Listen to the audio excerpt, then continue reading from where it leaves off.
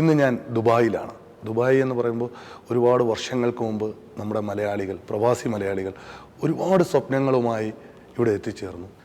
ഏത് പ്രതിസന്ധി ഘട്ടങ്ങളിലും തളരാത്ത മനസ്സുമായി മുന്നോട്ട് പോയി വിജയിക്കുന്ന നമ്മുടെ മലയാളികൾ, അവർ പടുത്തുയർത്തിയ അവരുടെ വ്യവസായ സംരംഭങ്ങൾ ഇന്ന് നമ്മൾ നോക്കിക്കാണുമ്പോൾ നമുക്ക് അഭിമാനിക്കാം അതിൻ്റെ നേതൃത്വ സ്ഥാനത്ത് ഒരു മലയാളിയാണെന്നുള്ളതിൽ.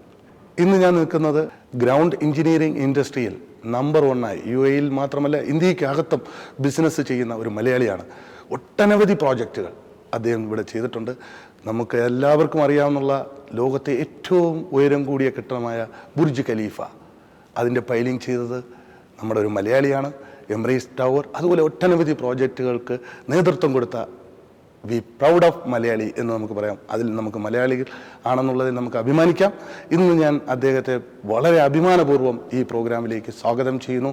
The managing director of universal piling company mister Sai Kumar. സ്വാഗതം ചെയ്യുന്നു സാർ. വളരെ സന്തോഷം. ഇന്ന് സാറിൻ്റെ കണ്ണൂർ ജില്ലയിലെ തളിപ്പറമ്പിലെ കുവേരിയിലേക്കാണ് നമ്മൾ ആദ്യം പോകുന്നത്. കൊച്ചു ഗ്രാമം. ആ ഗ്രാമത്തിൽ നിന്ന് എങ്ങനെയാണ് സാർ നമ്മുടെ ഈ സ്വപ്നങ്ങളുടെ ഭൂമിയായ, സ്വപ്നങ്ങളുടെ പറുദീസയായ ഈ ദുബായിലേക്ക് എത്തിച്ചേർന്നത്? കുവേരി വളരെ ചെറിയൊരു കൊച്ചു ഗ്രാമമായിരുന്നു.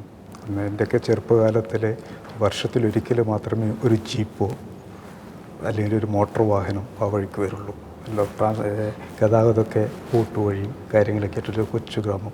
അപ്പോൾ സ്കൂൾ വിദ്യാഭ്യാസ കാലമൊക്കെ എത്രയോ കിലോമീറ്ററോളം നടന്നിട്ടാണ്. 5 കിലോമീറ്റർ 6 കിലോമീറ്റർ ഒക്കെ നടന്ന് പുഴയൊക്കെ കടന്നിട്ടാണ് പഠിച്ചിരുന്നത്. ഒരു നിഷ്കളങ്കമായ ഒരു ഗ്രാമം, വളരെ നിഷ്കളങ്കമായ ഗ്രാമം. പിതാവിന് എന്തായിരുന്നു ജോലി? അച്ഛൻ സെൻട്രൽ ഗവൺമെൻറ് ഉദ്യോഗസ്ഥനായിരുന്നു.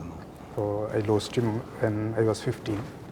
പിന്നെ കൗമാരം കഴിഞ്ഞ് യൗവനത്തിലേക്ക് പോകുമ്പോൾ തന്നെ നമ്മുടെ അന്ന് +2 പ്രീ ഡിഗ്രി ആണല്ലോ. അപ്പോൾ പഠിക്കുന്ന കാലത്ത് തന്നെ lost him. But mother she was very strong enough to. ശരിക്കും ആ 15 വയസ്സ് കഴിഞ്ഞ് നമ്മൾ വളരെയധികം ഒരുപക്ഷെ ഇതുവരെ നമ്മൾ എത്തിച്ചേർന്നിട്ടുണ്ടെങ്കിൽ അത് മാതാവിൻ്റെ വളരെ സപ്പോർട്ട് തന്നെ. തീർച്ചയായിട്ടും അമ്മയുടെ സപ്പോർട്ട്, അതുപോലെ തന്നെ ദൈവാനുഗ്രഹം, പിന്നെ ബാക്കി എല്ലാവരും വീട്ടുകാർ, നാട്ടുകാർ എല്ലാവരും കൂടെ അനുഗ്രഹം എന്ന് പറയാം. പ്രീ ഡിഗ്രി വിദ്യാഭ്യാസം കഴിഞ്ഞ് ഗ്രാജുവേഷൻ സാർ എവിടെയായിരുന്നു? പ്രീ ഡിഗ്രി ഞാൻ അവിടെ നിന്ന് നാട്ടിൽ നിന്ന് മാറി കൂത്തുപറമ്പ് അവിടെ ഹോസ്റ്റലിൽ നിന്ന് താമസിച്ചു. അത് കഴിഞ്ഞ് തന്നെ I went for my engineering ഞാൻ കർണാടകത്തിലോട്ട് പോയി. അവിടെ electronics and communication Chikmagalur electronics and communication വെച്ച് സ്റ്റാർട്ട് ചെയ്തു. അതെ, സിവിൽ എഞ്ചിനീയറിംഗിലേക്ക് വന്നു. പിന്നെ സിവിൽ എഞ്ചിനീയറിംഗിലേക്ക് വന്നതിന് ശേഷം ആയിക്കോട്ടെ ജോബ് ആദ്യം കിട്ടിയപ്പോൾ അത് കൺസ്ട്രക്ഷനിലേക്കായിരുന്നു. പക്ഷേ അന്ന് അവരുടെ പൈലിംഗ് ഡിവിഷനിലെ ആൾ ലീവിൽ പോകേണ്ടതുകൊണ്ട് put me to the piling. അതൊരു ട്രെയിനിങ് ആണ്. എഞ്ചിനീയറിംഗിൻ്റെ കൂട്ടത്തിൽ ആദ്യം താല്പര്യമില്ലാതിരുന്നൊരു സബ്ജക്റ്റ് സിവിൽ എഞ്ചിനീയറിംഗ് ആയിരുന്നു. അപ്പോൾ ബ്രദറിലോ നിർബന്ധിച്ചു, വൈ കാൻറ്റ് യു ബി കുറേ സക്സസ്ഫുൾ ആയിട്ടുള്ള കോൺട്രാക്ടേഴ്സിൻ്റെ കാര്യങ്ങളൊക്കെ പറഞ്ഞപ്പോൾ why can't you look into that way. അത് പറഞ്ഞപ്പോൾ എനിക്ക് തോന്നി നല്ല കാര്യമാണ്. ശരിക്കും ദുബായിലേക്ക് എങ്ങനെയായിരുന്നു സാർ ഒരു എൻട്രി? ഇതും പറഞ്ഞ പോലെ കാര്യങ്ങൾ ചിലപ്പോൾ കോയിൻസിഡൻസ് എന്ന് പറയാം. എറണാകുളത്ത് ഞാൻ എത്തിച്ചേർന്നത് കാരണം എറണാകുളം ഫസ്റ്റ് ടൈം പോകുന്നതാണ്. എനിക്ക് പഠിക്കുന്ന കാലത്തും കർണാടകത്തിലൊക്കെ ഏതാണ്ട് എറണാകുളം പോയിട്ടുണ്ടായിരുന്നില്ല. അപ്പോൾ എൻ്റെ ഒരു ബ്രദറിലും അവിടെ താമസിക്കുന്നുണ്ടായിരുന്നു. അപ്പോൾ ബ്രദറിലും അവിടെ താമസിക്കുമ്പോൾ പറഞ്ഞു, okay why can you visit us. അപ്പോൾ അവിടെ വിസിറ്റ് ചെയ്ത് കഴിഞ്ഞപ്പോഴത്തേക്കും immediately got an appointment over there. That's അവർക്ക് കൺസ്ട്രക്ഷനും അതുപോലെ തന്നെ ബിൽഡിംഗ് കൺസ്ട്രക്ഷനും ഉണ്ട്, ഫൗണ്ടേഷനും ഉണ്ട്. അപ്പോൾ അവിടെ അങ്ങനെയാണ് ഞാൻ ഫൗണ്ടേഷൻ ഡിവിഷനിൽ അവിടെ ജോയിൻ ചെയ്തത്.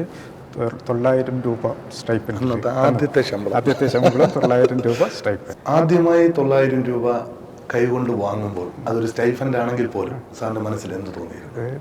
അത് 900 രൂപ എന്നുള്ളതല്ല, ആദ്യമായി ഇത്രയും കാലം വീട്ടുകാരുടെ ചെലവിൽ പഠിക്കുക. കാരണം അത് കഴിഞ്ഞിട്ട് ഒരു എമൗണ്ട് കയ്യിൽ നമ്മുടെ ചെയ്തതിൻ്റെ പ്രതിഫലമായിട്ട് കിട്ടുക എന്നുള്ളത്. പക്ഷേ ആ 900 രൂപ ഇറ്റ് വാസ് റിയലി വാല്യൂ. ആ 900 രൂപ ആദ്യമായിട്ട് കൈകൊണ്ട് വാങ്ങിച്ചിട്ട് അറിയിക്കുന്ന അമ്മയാണല്ലേ സാർ? ഏൽപ്പിച്ചത് അമ്മയെ തന്നെയാണ്. അതാണ് അവിടെ നിന്നാണ് നമ്മുടെ യഥാർത്ഥ ലക്ക് തുടങ്ങുന്നത്. കാരണം നമ്മളെ എത്രയും വളർത്തി വലുതാക്കി. ശരിക്കും ആ ഒരു ഏജിൽ നമ്മൾ 15 ഇയേഴ്സ് ഓൾഡ് ആകുമ്പോൾ പിതാവ് നമ്മളെ നഷ്ടപ്പെടുക. അവിടെ നിന്ന് നമ്മളെ വളർത്തി വലുതാക്കി ഇതുവരെ കൊണ്ടെത്തുമ്പോൾ അവിടെ നമുക്ക് കൊടുക്കാൻ പറ്റുന്നത് അതൊന്നുമല്ല, അതിനേക്കാളും എത്രയോ വലുതാണെങ്കിൽ പോലും ആ 900 രൂപയ്ക്ക് വലിയ വാല്യൂ ഉണ്ട്. അത് മാത്രമല്ല, ഇപ്പോൾ നമ്മുടെയൊക്കെ ഇത് സപ്പോർട്ട് ചെയ്യാൻ വേണ്ടിയിട്ട് എത്രത്തോളം ഹാർഡ് വർക്ക് അവർ ചെയ്യുന്നുണ്ടെന്നുള്ളതാണ്. അതുകൂടാതെ എൻ്റെത് വളരെ വലിയൊരു ഫാമിലിയാണ്. എനിക്ക് 8 ചേച്ചിമാരുണ്ട്. അത് 9th ആണ്. ഓക്കെ. 8 ചേച്ചിമാരിൽ ഏറ്റവും ഇളയതാണ് ഞാൻ. അപ്പോൾ ഈവൻ നെക്സ്റ്റ് ഓണം വന്നു കഴിഞ്ഞപ്പോഴേക്കും അതുവരെയുള്ള ശമ്പളവും പിന്നെ കുറച്ച് ബ്രദർ ലോൻ്റെ അടുത്തുനിന്ന് കാശും വാങ്ങിച്ചിട്ട് ദെൻ ഐ ബോട്ട് സം ഓണക്കൂടി എന്ന് പറയും. അതെ അതെ അതെ. കാരണം അന്ന് എന്ത് വാങ്ങിച്ചു എന്നുള്ളതല്ല, കാരണം നമ്മുടെ ഒരു സന്തോഷം മനസ്സിലെ തൃപ്തി. അത് അത് നമുക്ക് കൊടുക്കാൻ അവകാശപ്പെട്ടത് നമ്മുടെ അമ്മയ്ക്ക് മാത്രമാണ്. അത് അവിടെ കൊടുക്കുമ്പോൾ ആ കുടുംബത്തിൽ നിന്ന് നമുക്ക് കിട്ടുന്ന ആ സന്തോഷം, അമ്മയുടെ നിന്ന് കിട്ടുന്ന ആ സന്തോഷം, അനുഗ്രഹം, അതാണ്. ഇത് മാത്രമല്ല, എൻ്റെ ലൈഫിലും ഏറ്റവും എൻ്റെ എല്ലാ തരത്തിലും എനിക്ക് ഗൈഡായിട്ടുണ്ടായിരുന്നത് സ്വാധീനിച്ച വ്യക്തി അമ്മ തന്നെയാണല്ലേ.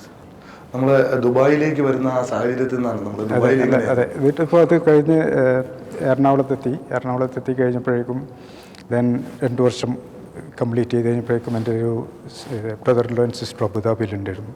അപ്പോൾ they have asked me I can to come and try your luck here. ദുബായിലേക്ക് എത്തിച്ചേരുന്നു. അതെ, ഇവിടെ ദുബായിൽ വന്ന് ബോംബെയിൽ അന്ന് ഫസ്റ്റ് ടൈം ഒന്നുമില്ലല്ലോ. അപ്പോൾ മംഗലാപുരത്തു നിന്ന് ബോംബെയിൽ പോയി അബുദാബിയിൽ വന്ന് ചേച്ചിയുടെ കൂടെ താമസിച്ചു.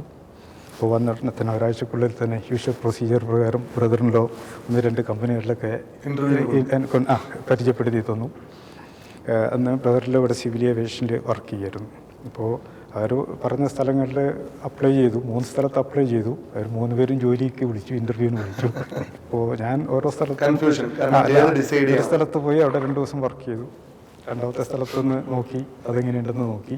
അത് കഴിഞ്ഞ് 3ാമത്തെ കമ്പനിയിൽ തന്നെ I decided I will continue site engineer എന്നുള്ള ഇതിൻ്റെ അകത്ത് നിന്ന് സ്റ്റാർട്ട് ചെയ്ത് I moved over to project management. പിന്നെ അത് കഴിഞ്ഞപ്പോൾ I got a chance to take care of office as well. ഓഫീസിലുള്ള ഡിസൈനും കാര്യങ്ങളും അഡ്മിനിസ്ട്രേഷനും ചെയ്യാൻ വേണ്ടി പറ്റി. സാർ ഒരു 17 വർഷക്കാലം ഒരു എംപ്ലോയി ആയിരുന്നു. എംപ്ലോയി ആയിട്ട് വർക്ക് ചെയ്തു.